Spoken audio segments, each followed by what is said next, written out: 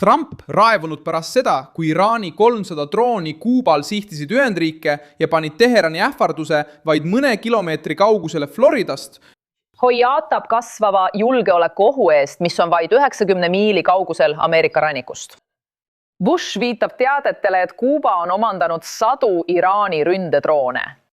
Ameerika luureandmetel põhinev hoiatus viitab sellele, et alates 2023 aastast on kasutusele võetud üle 300 Venemaalt ja Iraanist hangitud sõjalise drooni. Ja hakati arutama, kuidas neid õhusõidukeid võiks kasutada Guantanamo baasi, Ameerika sõjalaevade ja isegi Key Westi vastu. See teave sai hoogu juurde pärast seda, kui Jeb Bush ja saadik Carlos Jimenez esitlesid Iraani drooni Shahed 136 Coral Gablesis 8. juulil 2026. Et näidata, et oht ei piirdu enam ainult lahega. Havana asub umbes 90 miili kaugusel Florida rannikust. Samal ajal tegutseksid Iraani sõjalised nõunikud saarel ja aitaksid Kuubal mõista tehnoloogiat, mida Teheran kasutab baaside, laevade ja linnade ründamiseks. Donald Trump karmistas esmaspäeval 13. juulil oma sõnavõttu, süüdistas Iraani lepingute rikkumises ja lubas režiimi jõuliselt rünnata. Aga meil oli salajane kokkulepe, see oli juba sõlmitud kokkulepe, aga nad murdsid selle, nad rikuvad alati kokkuleppeid. Meil on nende inimestega juba olnud 10 kokkulepet, nii et lihtsalt ründame neid jõuga ja hoiame väina ning tõenäoliselt hakkame seda ka haldama. Hoiatus tuleb just siis, kui Iraani raketid ja droonid jõuavad Ameerika rajatisteni Kuveidis, Bahreinis, Omaanis ja Jordaanias. Ja kui Hormuzi väin on taas sõja keskmes. Kariibid on jõudnud kriisikaardile, mida Trump püüab purustada enne, kui see jõuab Ameerika territooriumile. Mida Kuuba kavatseb selle laevastikuga teha? Miks tõi Teheran oma sõjatehnoloogia Florida lähedale? Ma räägin sulle sellest kõigest kohe. Kui sulle meeldib selline otsekohene ja aus sisu, siis kaalu tellimist, sest siin on iga päev selliseid videoid. Peamine teave tuli salastatud luureandmetest, mida jagati Ameerika meediaga. Andmed näitavad, et Kuuba omandas üle 300 erinevate võimetega sõjaväedrooni ja paigutas need strateegilistesse punktidesse saarel. Bush viitab teadetele, et Kuuba on omandanud 100 Iraanis toodetud ründedroone, sealhulgas Iraani päritolu Shahed 136 drooni. Siin Miamis tõi Jeb Bush esile teated, et umbes 300 neist droonidest asub praegu Kuubal. Tasub mainida, et Havana lükkab need väited ümber ning News Nation ei ole seda avaldatud arvu iseseisvalt kinnitanud. Kuuba võimud olevat arutanud kasutusstsenaariume juhuks, kui suhted Washingtoniga liiguvad avatud vastasseisu suunas. Nimetatud sihtmärkide hulgas on Guantanamo mereväebaas, Ameerika sõjalaevad ja Key West, Florida linn, mis asub Havannast põhja pool. Ameerika hinnang ei viita otsesele rünnakule. See ei vähenda siiski ohumärki. Probleem seisneb läheduse, hulga ja sõjalise koostöö kombinatsioonis. Kuubalt välja lastud droonil oleks palju lühem vahemaa Ameerika rajatisteni kui Iraani poolt Pärsia lahes kasutatavatel süsteemidel. Saar pakub Teheranile ka poliitilist ja sõjalist platvormi lääne poolkeral, mida Washington on aastakümneid püüdnud takistada.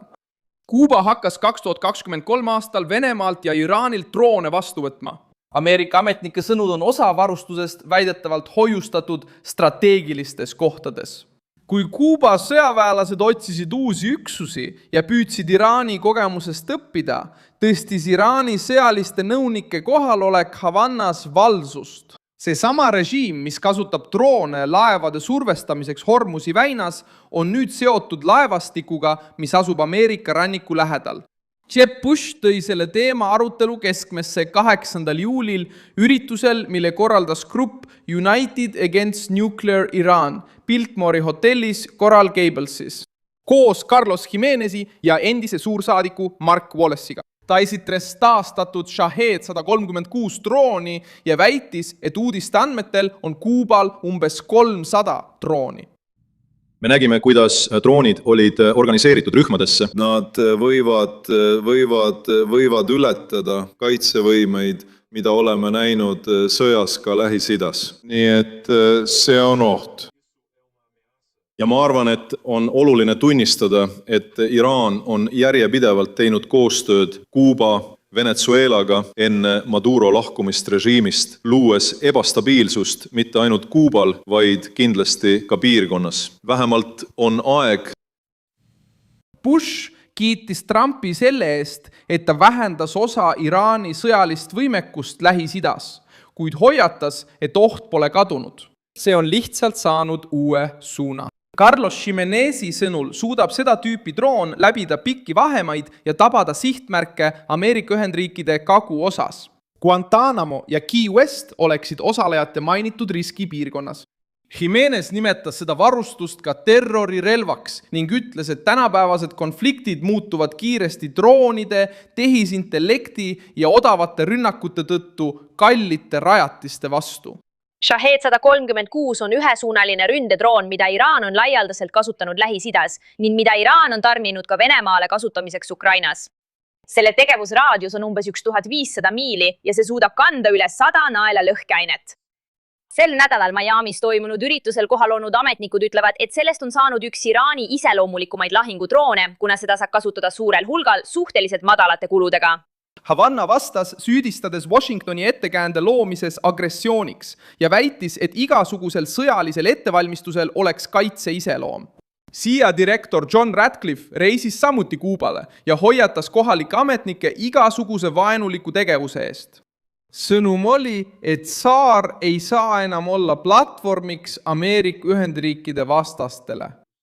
Washington jälgib ka Hiina ja Venemaa signaalluure rajatisi Kuuba territooriumil, mis suurendab muret luuretegevuse, väljaõppe ja sõjalise kohaloleku pärast vaid mõne kilomeetri kaugusel Floridast.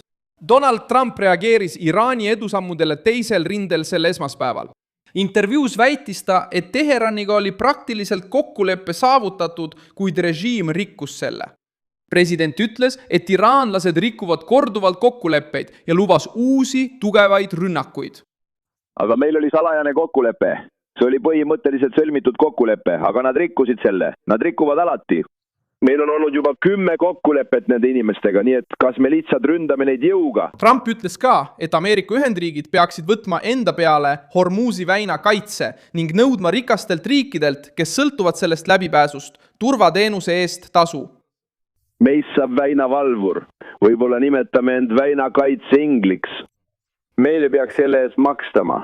Kui me seda teeme, hüvitatakse meile, sest teised riigid on rikkad.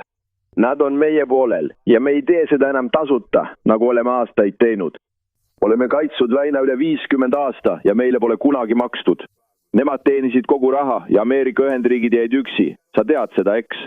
Nad ei tahtnud. See on muljet avaldav. Ja me pole kunagi midagi saanud. Me kaitsesime seda tasuta ja nüüd hakkame kaitsma ning meid makstakse selle eest, et me kaitseme palju raha. Aga me tahame lihtsalt, et meile hüvitatakse selle kõige eest, et me paneme oma inimesed ohtu. Tegelikult me ei sea kedagi ohtu. Me päästame inimesi. Ja seda meeles. See avaldus tuli pärast uut rünnakute vahetust Tärsja lahes. Revolutsiooniline kaardivägi väitis, et nad tabasid Ameerika rajatisi, hävitasid radarid Omaanis ning ründasid kütuse- ja laskemoonaladusid Jordaanias.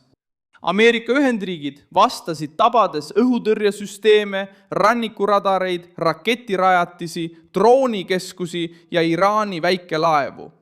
Plahvatused registreeriti Bandar baasis ja Kesheni saarel. Teheran üritab tõestada, et nad suudavad endiselt tekitada kulusid Ameerika Ühendriikidele ja riikidele, kus asuvad Ameerika väed.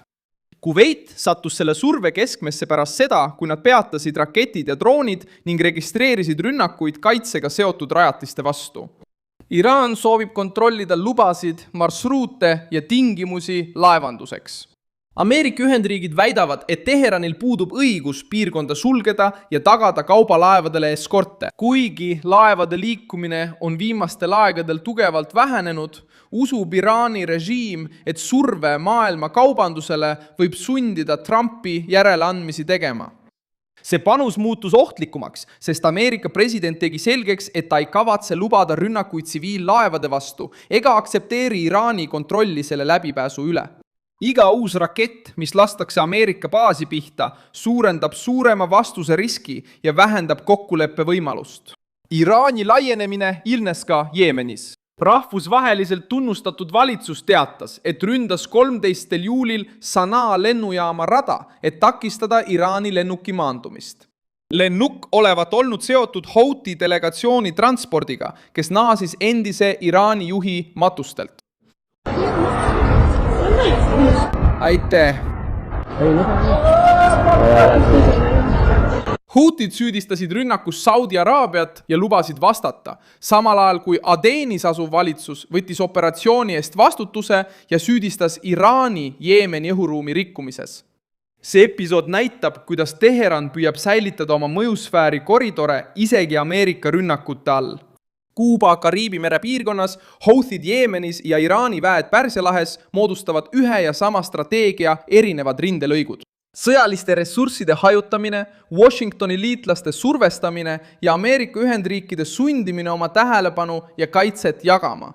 Valge Maja peab otsustama, kuidas käsitleda Kuubas paiknevat drooniparki, andmata Kuuba režiimile võimalust kasutada ohvripropagandat, mida see režiim on aastakümneid kasutanud.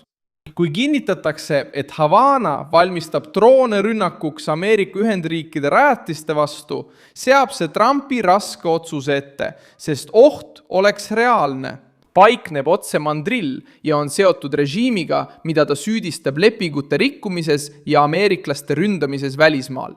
Suur tänu, et vaatasite seda videot lõpuni. Toetage meie projekti ja aidake rahaliselt, kasutades ekraanil kuvatavat PIX võtmekoodi. Oleme sõltumatu kanal, mille eesmärk on hoida teid tõega kursis. Teie panus aitab meil jätkata tegutsemist.